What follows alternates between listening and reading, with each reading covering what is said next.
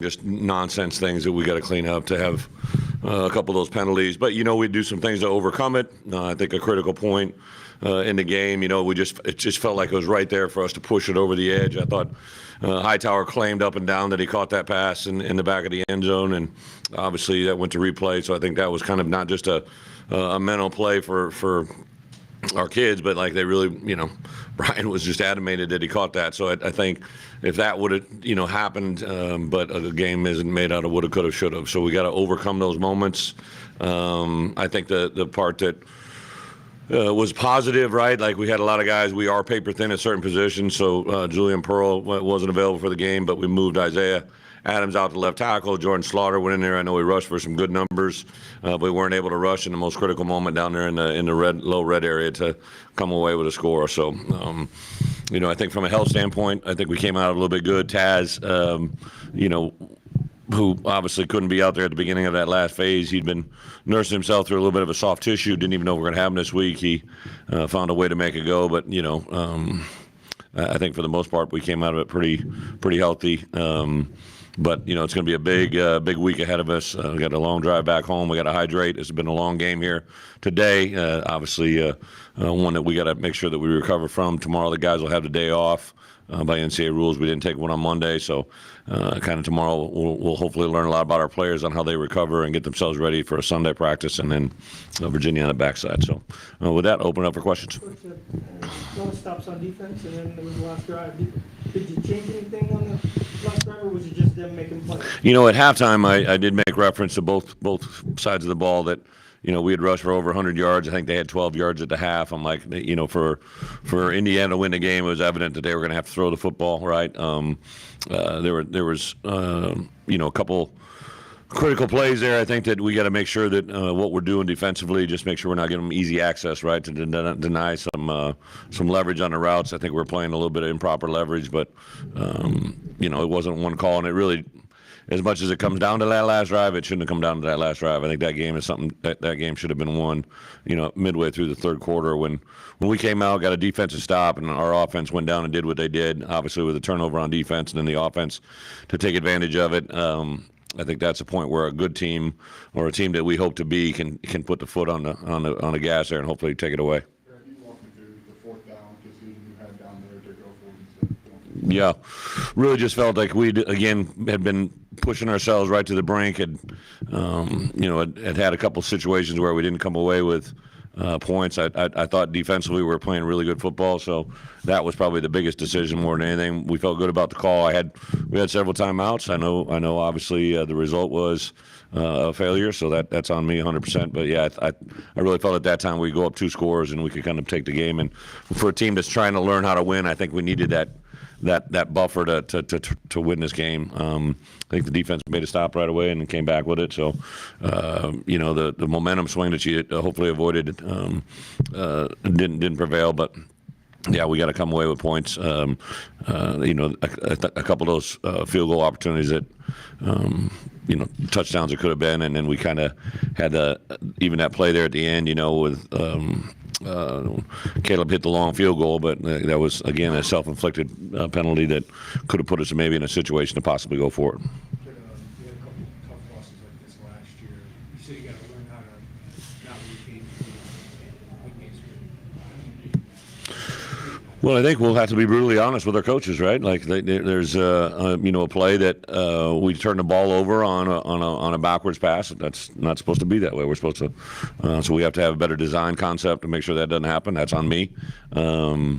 Every aspect of the game, offense, defensively, I think we just got to make sure that what we're teaching and what we're saying is what we're demanding we get, right? And it's football 101 to make sure that we can put ourselves in a position to be successful. I think that, our coaches have done a great job building relationships with our players, and it's in moments like this where you're going to really rely and lean on those relationships, because this is a tough one to lose.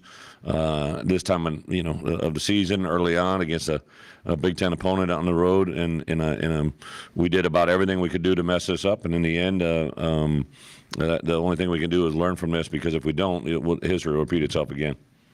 You got down the red zone goal, maybe some of the biggest things offensively kind of kept you guys from finishing. Yeah, I think we weren't able to, for sure we were able to run the ball as closer we got to the goal line, right? Like there was definitely some times where, including the fourth down call, right? Like we were trying to get the ball, and obviously they had one too many for us to block, or they got off and made a play on the edge. I think we got to. It's the first time that Barry's been down in those situations with our offense. For us as a head coach, for in that moment, I got to do a better job of setting the expectation once we get down there of how we got to convert. But when you get down that low and touchdowns win games, field goals, make it a contest. But we got to be able to score touchdowns when we're in that low red. Some broken plays and passing defense was so sound with the decisions, quickly pointed out maybe that was wrong, that allowed us to make good plays. Our defense. On your game, Yeah, I was trying to be ahead of the chain, so I really wasn't watching the schematic. I know what the play was called, but I really didn't even see because we had 3 timeouts, and I kept saying, hey, if we don't like the call, we don't like the call. We get a timeout. But we felt good about where it was. I would have liked to get a possibility, a little bit more pressure, to make that decision come out. But there were too many uncontested balls on that last drive, right? If we're going to play a scheme, we got to make sure that we contest them either at the line of scrimmage or in their route, so that they just don't have easy access.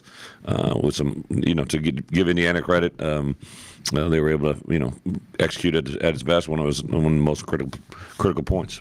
You got a little more pressure today than you did against Wyoming. But are you concerned that there's just maybe not enough havoc in the backfield for the quarterback? I think anytime you can put a pressure on a quarterback mentally or physically, that's going to help you, right? And yeah, I don't know, if I could sit here right now and say what kind of pressure we did or didn't get. I know there was a couple hits on him that we got there and landed. I know there was a couple miscue on our rushes that there was one for sure when we lost contain that resulted in a big play. And really haven't faced a running quarterback yet, So I think that element is definitely a challenge that we got to be up for when we start seeing these other quarterbacks that we're going to face.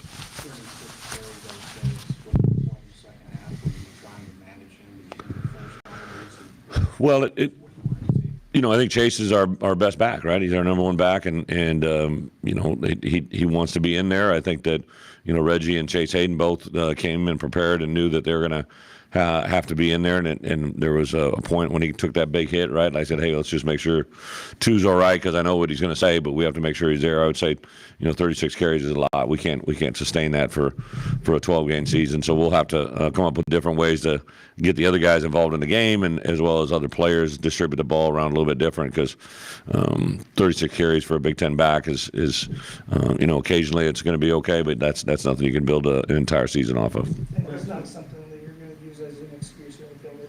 How much does it hurt not having Josh McCray, especially the short yardage in the red game? Yeah, Josh is a good player. Anytime you have a player and you don't have him, it's going to affect you. But I didn't. There wasn't any woes me coming in this game. I think Chase and Reggie both did a nice job in preparation. I don't know exactly how it played out. I don't really. As coaches, we always have a plan before the game starts. I'm not really monitoring reps during the course of the game, but I know there's sometimes where CP rolled Reggie in there as well as Chase, and it just obviously didn't ever convert into anything big. But I thought those guys did a nice job when their number was called. What explanation would you give him on Brian's play? Yeah.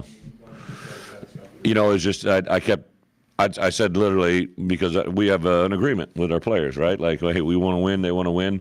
If you feel you catch it, I want you to come to me. There was a play last week, right before the end of the half, that we caught a ball, and I just didn't. It was PB, Pat Bryant, caught a ball about 20 seconds right before the half, and he knew he was in. He pointed, and I didn't see him across the way. So we had a meeting on Sunday where I showed the replay of that. And I said, hey, if you guys feel like this is something you did, right? Like, be adamant to me. Hey, you'll let the officials know you thought you caught it, but also for me that I can make a challenge. So PB came running through the traffic, and he looked at me, he goes, Coach, I caught it. Coach, I caught it. I said, okay. So I walked up to the official, and I said, I'm assuming you're going to replay this. If not, I'm going to challenge this. Our guy feels he caught it. And they don't really give you an explanation. They just come in and tell you whether or not they confirm or deny. So. Right, because we were so close to, last year, of course, lost, and this course lost, to really create a lot of excitement. How tough are these Yeah, it's tough because you want to see the reward and the dividends of your work. But I'm just you'll start winning games when you deserve, and we did not deserve to win this game the way that we functioned at times. We did again a lot of really good things. I think there's a lot to be excited about. I think people want to be entertained and see some good things. I think to come to the game next week would be a great opportunity. We'll make some improvements. I think we just got to constantly keep finding avenues and new players because we're just paper thin really at certain positions, and at times those things are going to rear their ugly head. So we got to weather the storm. I know I got a locker room full of disappointed players. It's really hard because I think there's a great relationship with our players. It's hard when they're down to correct them and make them understand what they have to do, but it's tough love. They have to understand it. They have to see it, and to be quite honest, I don't know how much the coaches are going to have to point out. They're going to understand just little simple things that we're making it harder on ourselves than we need to do. Okay, thank you guys. Thank you. You guys travel safe.